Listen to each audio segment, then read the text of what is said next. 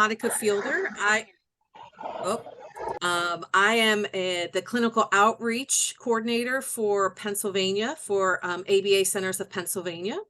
And Jennie Hiro is our clinical director and BCBA for our program. So we provide ABA, Applied Behavioral Analysis, for children and youth with autism. We provide in-home and community-based services within the 4 counties: Philadelphia, Bucks, Montgomery, Delaware, and Chester. And soon we will add clinic-based services once our physical locations are completed. So we are thrilled to be a part of this today. Jennie will be presenting our presentation on emotional resilience for caregivers navigating ASD, Autism Spectrum Disorder challenges. So Jennie, feel free to begin. Awesome. Thank you, Monica. Thank you so much for having us. Doing presentations like this are always awesome, just to kind of put the word out in the community and hopefully provide some resources that can help anybody who is affected by autism, whether a caregiver, a sibling, an aunt, an uncle, a teacher. So we're really excited to be here. Like Monica said, my name is Jennie Hiro. I'm a board certified behavior analyst. I have been for coming up on 4 years, and have been working with the community of autism for probably about 7 to 10 years. That's a pretty big range, 7 to 10, but somewhere within there. I've been working with autism, and all the beautiful things that come along with that. So like Monica said, we're going to kind of go through today emotional resilience for caregivers. If you have any questions, comments, concerns, thoughts as we go through this, please feel free to unmute yourself. I'll be trying to monitor the chat as well. So if you want to type something in there, don't hesitate. Love creating good discussion as we do these presentations. So a little bit about autism. It is a lifelong neurological disorder, and the prevalence has been rising over the past many years now. In the most recent census that was done, it was noted that 1 in 36 children are diagnosed with autism. That number has been on the rise. And, it kind of goes back into saying that autism is a spectrum disorder, meaning that it doesn't look the same for everybody. So even within those 1 in 36 children, it looks different all across the gamut. So a lot of times associated with autism, we will see challenging behaviors, whether that's in the form of tantrums and meltdowns, aggression, self-injury, all of those things. But it's really important to note here that autism is not the reason for these challenging behaviors. One does not equal the other. There are plenty of children with autism that don't have this experience, and there are plenty of children without autism that have this experience. I worked in a school district last year, and I saw many kids that were not diagnosed with autism and still were displaying these challenging behaviors. So it is not the autism that is leading to the challenging behaviors, but it might be some of the other challenges that come along with autism, such as difficulty with communication, sensory differences. As you can see, some of these other underlying factors like medical concerns or mental health, responses to previous experiences, that might be what's leading to the challenging behaviors. I want to reiterate it and make it really clear, autism does not mean challenging behaviors. And then one other note on this slide here is that a lot of times we'll see if a child is displaying the aggression, it's going to be aimed at caregivers, more so than others. That could be for many reasons. A lot of times a caregiver is the comfortable person. I can tell you that if Monica, being a colleague of mine, said, "Hey, Jennie, why don't you take out the trash?" I'd be like, "Monica, I would love to. I would do that for you." But the second my mom says, "Hey, Jennie, take out the trash," it's a different story, right? The answer is, "Mom, no, not happening." An attitude is involved. So there's that level of comfort with a caregiver, which is sometimes why we see that higher rate of aggression. Vivian in the chat asked why the increase in numbers with autism. Is it because we know more now? Just curious. There's a lot of reasons. That could be one of them. I'm not totally sure. There's a lot of theories out there as to why the number of autism is rising, but I don't think that there's any solid research that points to one reason in particular, but that's a really good question. So as behavior analysts, when we look at challenging behaviors, we oftentimes categorize it into 4 functions. A function meaning, why is it occurring? And that when we break it down, we found that a lot of behaviors can be categorized into one of the following: attention, access to tangibles, escape, and sensory stimulation. With that being said, our goal as a behavior analyst is that to figure out why a child is engaging in a challenging behavior and replace it, right? So instead of using the challenging behavior, they can maybe use a picture card that says, I need help. Instead of saying, snatching a toy from somebody else, they can say, hey, give me that, please. All of these different tools that we can give a child that would meet the same function or the same why a behavior is occurring. So these are kind of self-explanatory and mean exactly what they say. For example, attention means you want to gain access to attention. I always say my boyfriend is the best at this. Doing things for attention. He's the type where if you giggle a little bit, it's a little inch, he'll take a mile, right? If he thinks he gets one little joke in on you, that joke is going to go on for 30 more minutes.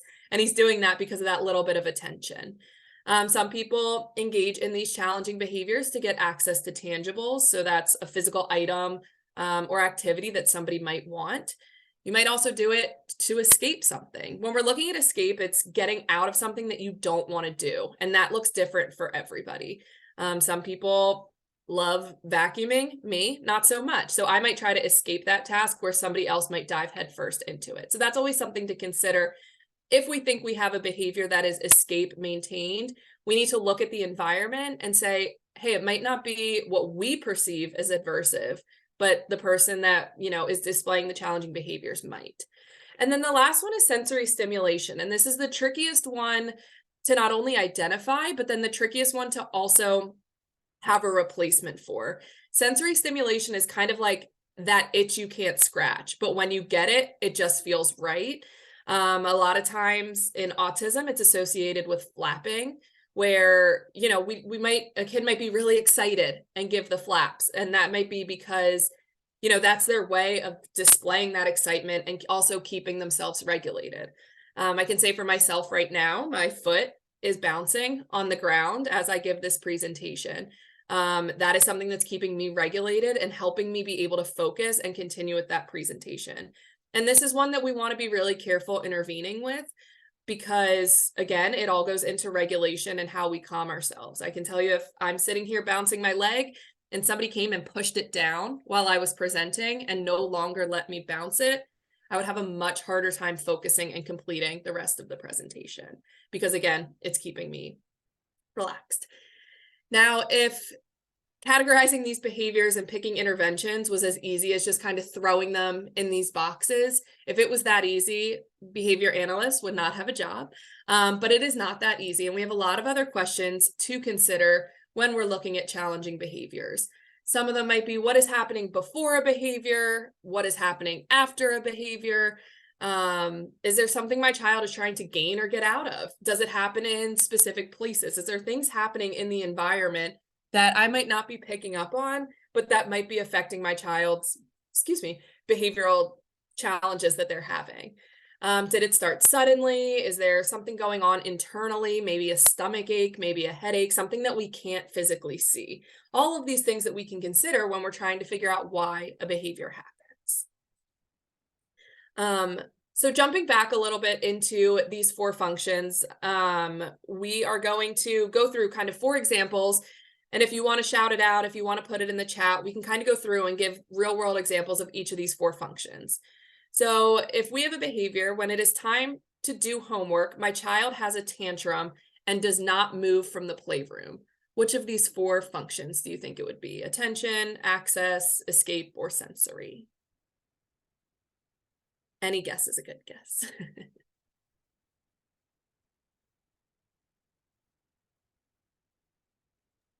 Maybe escape. Sure would. You got it. Awesome. Yeah. Great job, Vivian, in the chat as well. Okay, the next, so that's escape, right? We can assume that a child is getting out of homework. Now, again, we did that so easily, but other things that we might have to look at is, was the homework too hard for the child?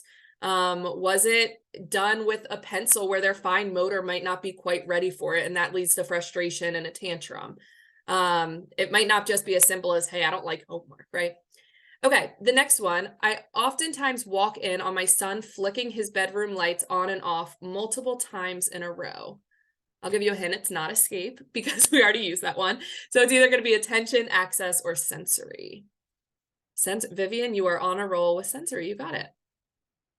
Great job, Tracy, as well. Sensory. Yeah, so that's, and I think sometimes for those of us that are not neurodivergent, it's hard for us to understand what is so pleasing about that.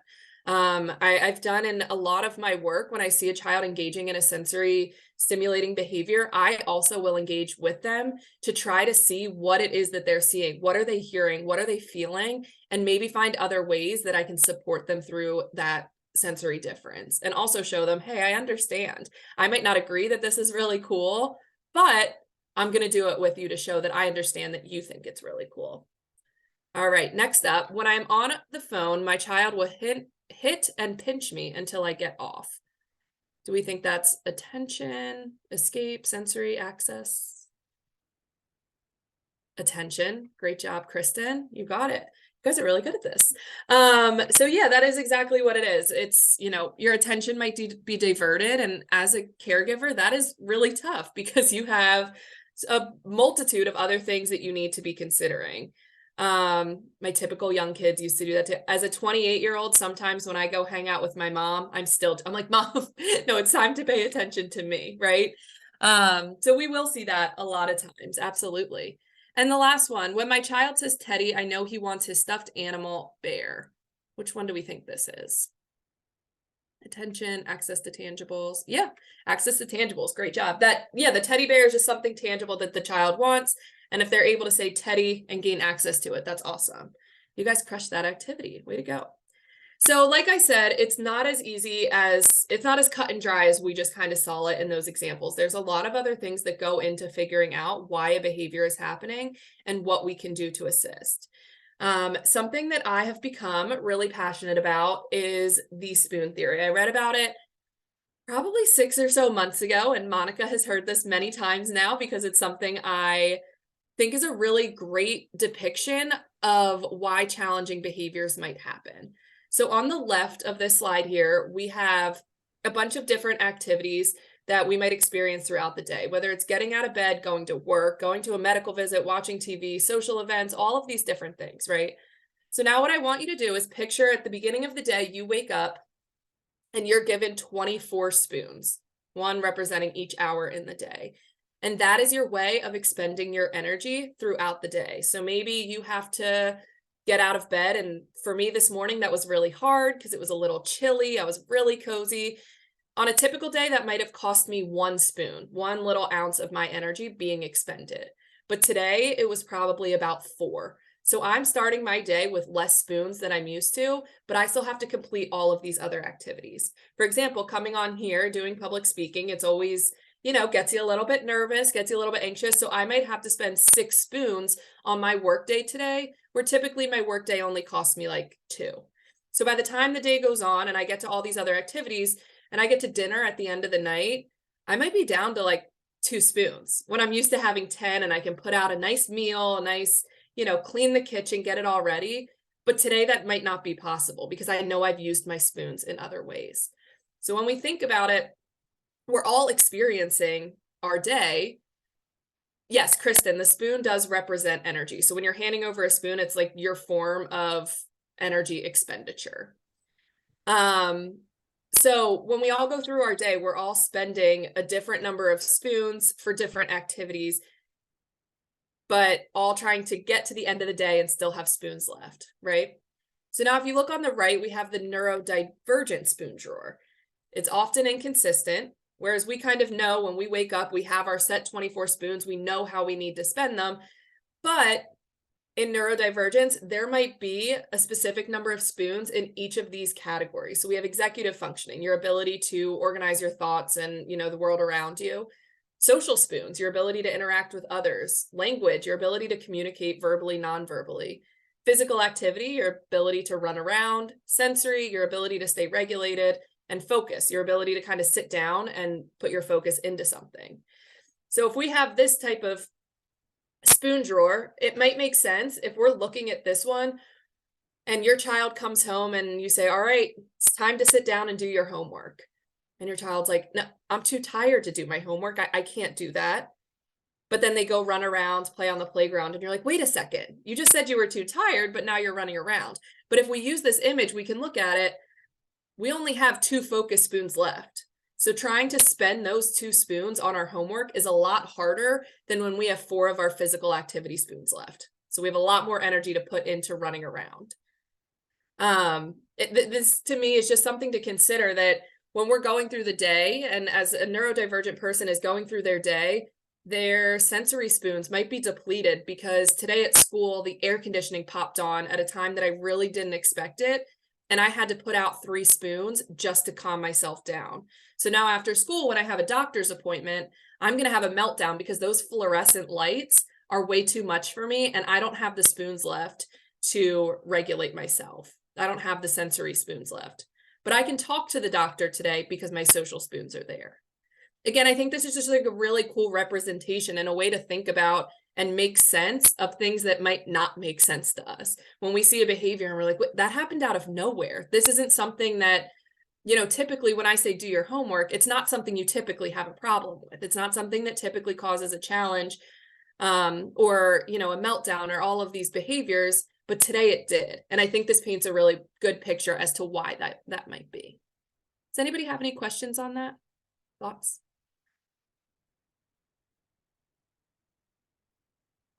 Awesome. We'll keep on going. If something hits you later, here we go. From Tracy. My daughter's 22. She works from 9 to 3. And when she comes home, I expect her to pick up her mess from the morning. And it's crazy the energy spent fighting me to get out. Why doesn't she just do it? Yeah. And Tracy, this could be a perfect reason as to why, right? When she's doing all of this at work, she might be using a lot of these spoons, and she comes home and she had to spend so many spoons holding it together in that work environment that when it's time to come home, it all just kind of comes out, right? And I kind of think about it in the way of when I go to work and maybe I'm sitting at my desk, I don't kick my shoes off, put my feet up on my desk and get cozy. But the second I get home, I do, because I used my spoons of attentiveness and manners, and all of those spoons got used while I was out in public and out at work, that those spoons, I don't have many left that day. And some days she might, right? And you can work with her on trying to build those spoons and say like, hey, how can we keep your spoons? Or how can we take a half an hour when we get home from work to replenish your spoon drawer so that you can get into those other things that need to be done. So with all of that being said, just kind of how that might impact a caregiver, kind of like Tracy, you just mentioned, that leads to frustration, right? And I am not a caregiver, let alone a caregiver to children with special needs. So this isn't me sitting here saying I understand it all, I get it, because to an extent I don't, right? Where I can say my experience lies is that I've worked with a lot of parents, I've worked with a lot of children, and I've seen the different effects, both positive and maybe challenging, that a child on the spectrum can have on a family and a caregiver. So again, I just wanted to make sure that I put that out there, that I am not a caregiver, but I do have a lot of experience in working with caregivers. And this isn't to diminish any experience that anybody is going through. So, we understand why these behaviors might be occurring, but how is it impacting you as a caregiver? There's, maybe anxiety that's involved. There's burnout. There might be difficulty in communicating with a partner on what is our best route to take to best support the child. There's, maybe less time if you have other children, or to be able to do things that you enjoy yourself. And how can we address that?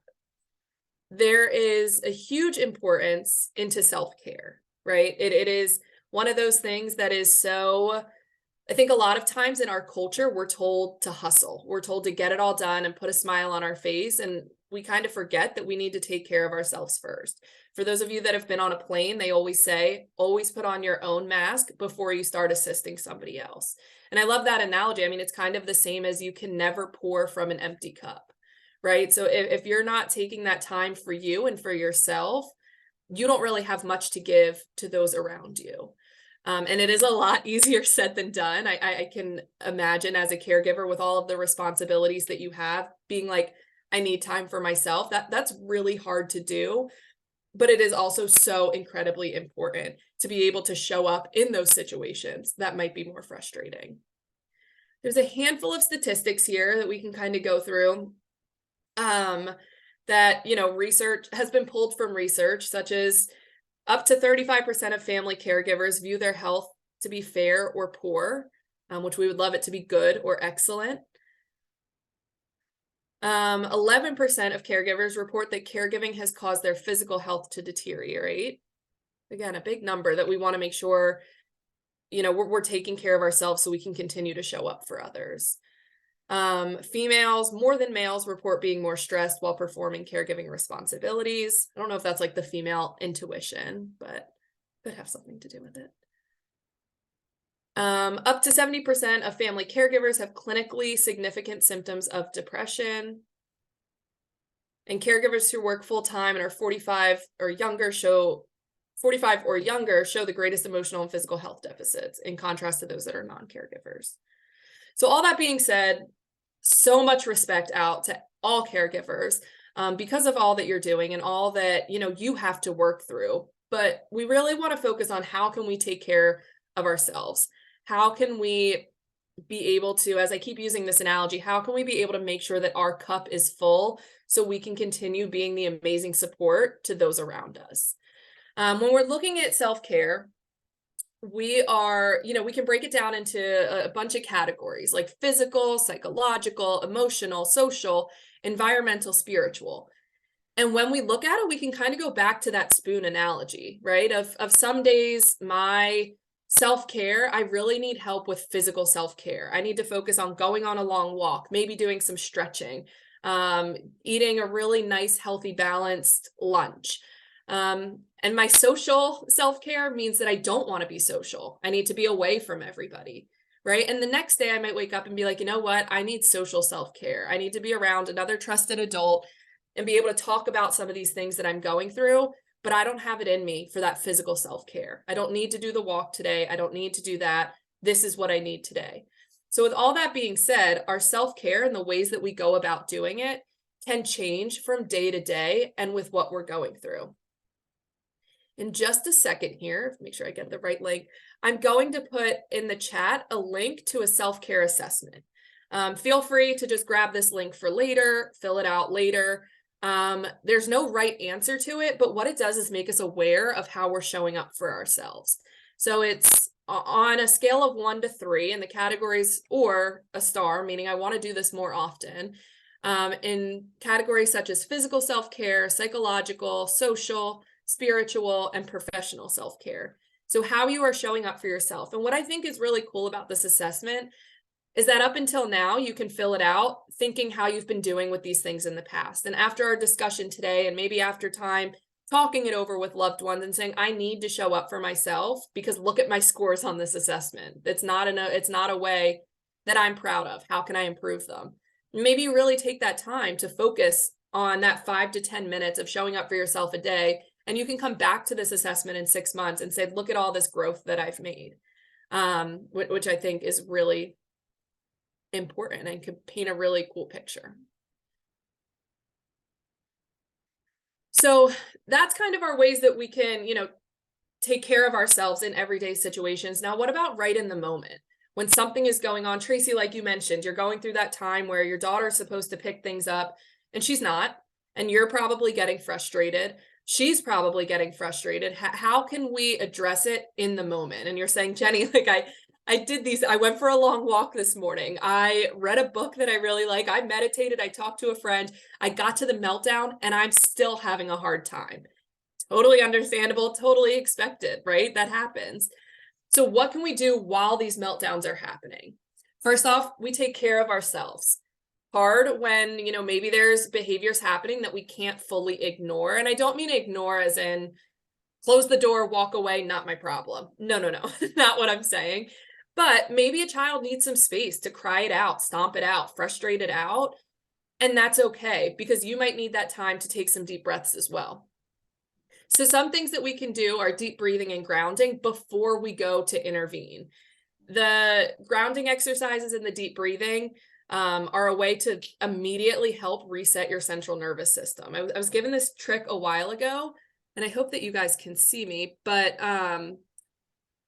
if you put your hands together, right, to where your middle knuckles are lined up, and you kind of like squeeze or rub them back and forth, it just made me do it. If you do it and you hit that pressure point right, it causes you to either yawn or sigh and like resettles your body, right? So again, fingers just like this, hitting those pressure points within your knuckles, and it kind of leads to you taking a deep breath.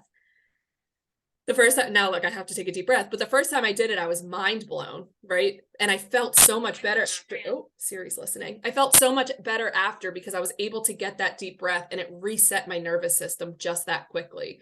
Another way similar to these deep breathings, if you breathe in really deep and blow it out slowly and then let it all out at once, that's another way that your central nervous system says, okay, I'm calm, I can re-enter this situation. Another thing that you can do is tag team the situation, right? If you have a tantrum and it's been going on, reach out to a trusted loved one. Maybe it's a sibling, another parent, a neighbor, a cousin.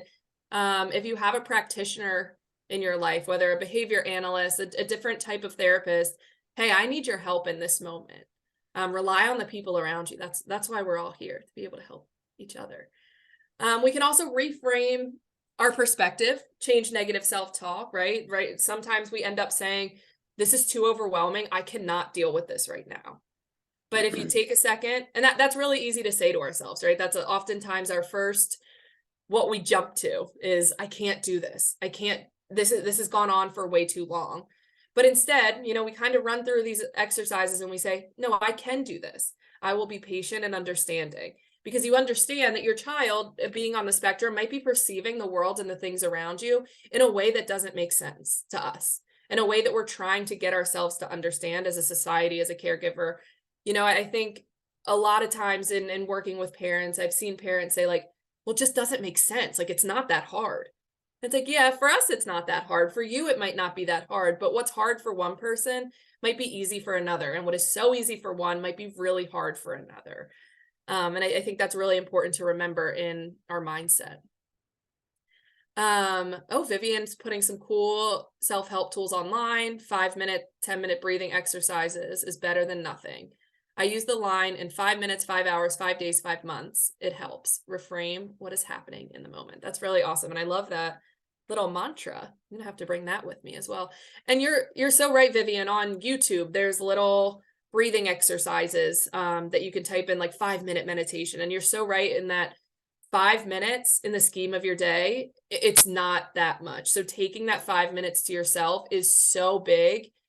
And in 5 minutes, you're going to be able to accomplish anything else that you would have by using those 5 minutes to help yourself. That's awesome.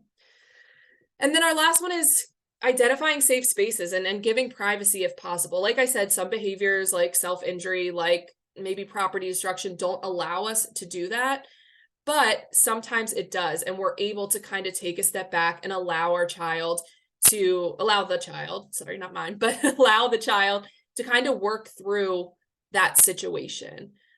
With you saying, I'm here if you need me, but I think we both need a minute to kind of sort through what's going on right now. There's absolutely nothing wrong with that.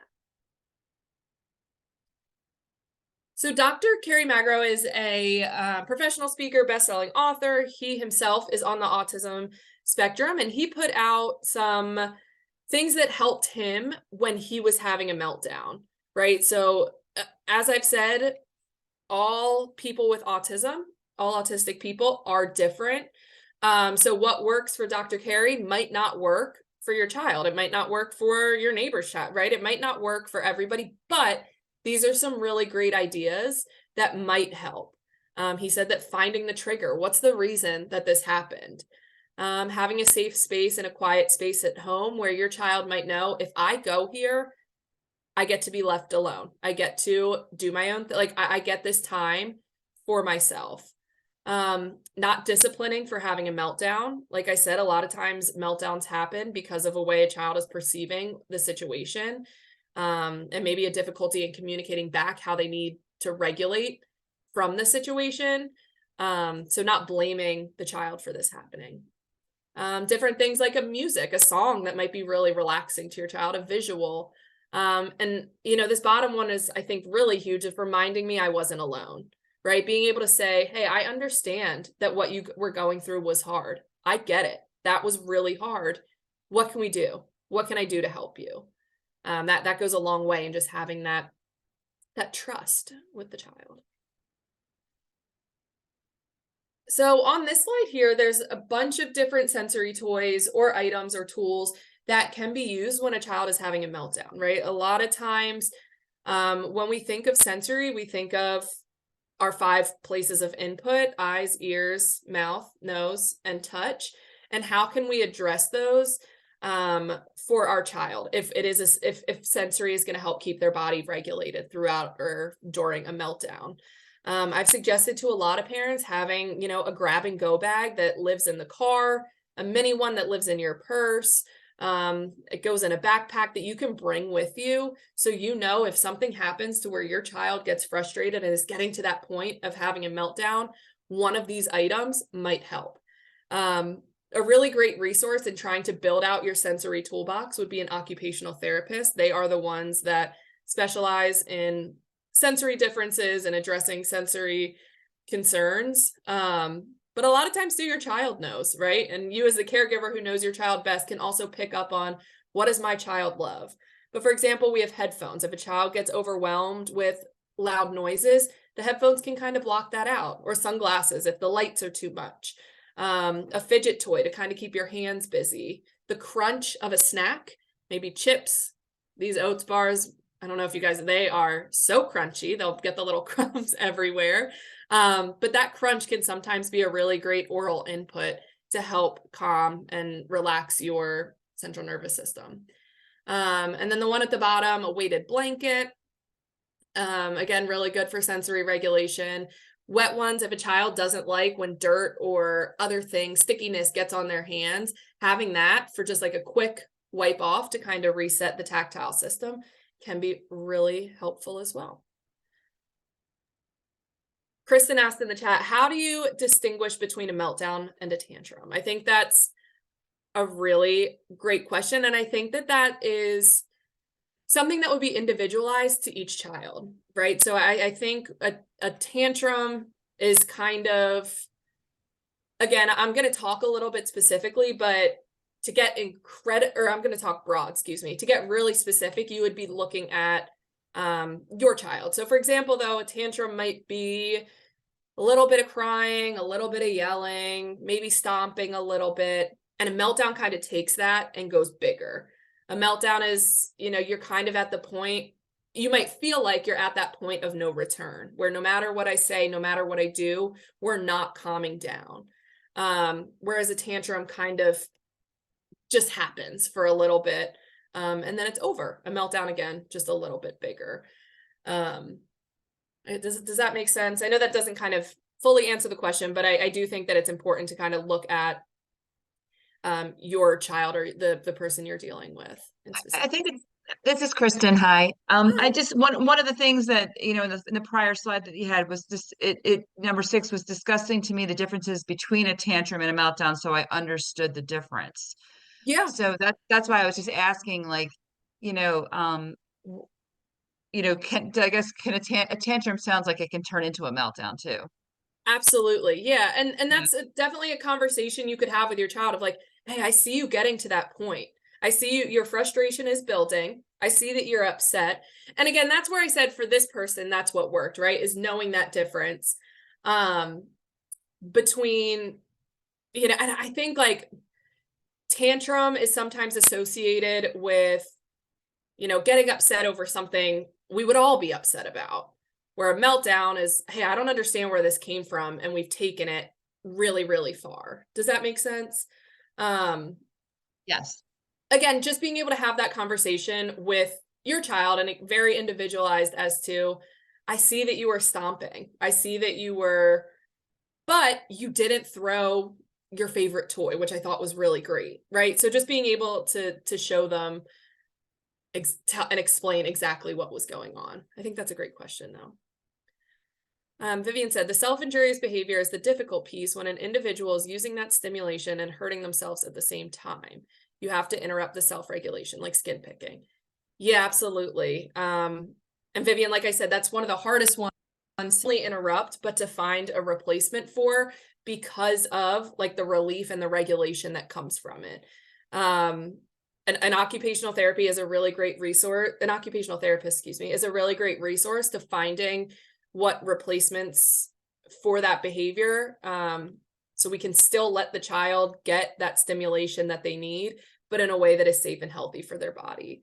For skin picking in specific, I have used in the past on Amazon. I think I was able to find like, it's like a little block of, I don't want to say fake skin. It's like plastic and almost slimy. And it gives a child the stimulation of pulling something out of skin. Where it's a little tough is it doesn't feel that way on their own skin, but to try to give a replacement there. But I agree, finding something to replace that self-injurious behavior is huge. I love that you're aware that not interrupting the self-regulation is big, but you also need to do what you need to do to keep your child safe. Awesome conversation. Monica, are you ready to go over some resources? You are muted. Yep, there we are. There I you unmuted go. myself. My apologies. I wanted to, we will, Jenny, if you don't mind, putting the link to Dr. Magro's article, if you have that as well. So some possible resources. This is not an exhaustive list, but some resources that might be valuable to connect with. Respite care services. I'm not sure where everyone is living, but every county has respite services. So respite is a service where someone who is trained and credentialed through an agency can come either into your home, or you can take your child to an event where you can then go and do other activities, self-care things, food shopping, whatever the thing may be, and your child is being kept safe. And it's usually, someone said it's like 12 hours a month that you can utilize, and it's authorized every 6 months. So here's a link to Philadelphia's, and there's the comparable in each county. Each county has their own respite access. Some financial resources, SSI, getting SSI disability resources may be an option. Looking at savings program for disability related expenses, the PA ABLE. If your child needs assistive technology and you need help accessing or getting funding for that, Pennsylvania Assistive Technology Foundation may be a resource for you, where they may be able to assist you with funding for assistive technology, whether it be, for speech needs, physical mobility, whatever the assistive technology may be. Healthwell Foundation and Autism. I can't see the thing. Wait, hold on. Where does it say? Autism Care Today are funding resources where they did give grants to families with children with autism. So these might be some financial resources that may help with accessing funding for the care that your child may need. And then, applied behavioral analysis may be an option for your family. We are one of many providers out in the area that could be a resource for you through your insurance. I actually added a resource and I see that it's missing. I have connected with some parent support groups, some coaching, parent coaching, allows parents to come together with a professional and kind of talk about what, the challenges they're facing and get some feedback and suggestions. So there is an organization by the name of, let me get this out. I apologize. Let me get the right one here.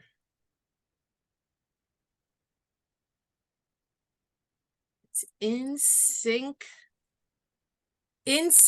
and Social is a parent coaching group that gets together once a month and can be, something like that can be a very valuable resource. I have others as well. If anybody needs some other options. And Vivian offered PA Family Network is an awesome network as well. For sure. I can, in just a second, I can put all of these links in the chat. I'm just going to have to exit out of the PowerPoint so I can copy them quickly. All right. So that is our presentation for today. If anyone had any questions, suggestions, feedback, input, please feel free to put it in the chat or speak up. If you wanted to reach out to us later, I'm sure that we can put it in the chat, or Vision for Equality can get that out to you if you would like to reach out to us and connect, or if we can be of any service or any assistance to anyone in connecting with resources. Feel free to reach out. Thank you so much. Thank you, Jenny. Thank you, Monica, for sharing all that you shared today. And as a mom with 3 kids on the spectrum, autism spectrum, Monica, I could you know. add the last one that you were discussing, the In Sync? Oh yeah, Yes, I will. got it. All right. There we go. Everybody hear me okay?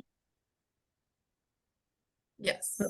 Okay, because I still have the Zoom thing going on here, but thank you all. Thank you for sharing all that you shared today. And I was saying, as a mom with 3 kids on the autism spectrum, I know I was reminded of a lot of things and also learned a few things. So thank you. And for everyone attending today, yes, if you have any more questions, feel free to put in the chat, or you can unmute in a few seconds here as soon as I'm done and ask your question. If something comes to you later on, if you're like me, I'll be like in the middle of that tantrum, oh, I wish I would, this is what I needed to ask. So feel free to email us, and then we can get the questions to Monica and Jenny later as well. And thank you. I think Tracy's one mentioned about the PA Family Network. So the PA Family Network is part of Vision for Equality. And through that program, you get connected to mentors and advisors, we call it, across the state. But here in Philly, for the Philly families that are located in Philly, we also have a system navigation project, which is on one of the project I mentioned earlier that I do manage. And we pair you with a peer if you want, with family advisor, similar to family advisor with PA Family Network. But here is someone who will help you in the Philly area navigate systems of care here in the Philly. And also we have support groups for caregivers to come and learn from one another and find support, learn coping skills in the midst of those challenging moments as well. And so now that you registered, we'll be sending out I'll be sending out a link to the recording, and then also let you know about our support groups for the month of October. They're all virtual, and all the services here are totally free to families as well. So on that note, thank you all. I'm going to stop the recording, and then we can hang here for a few minutes for everyone who has questions.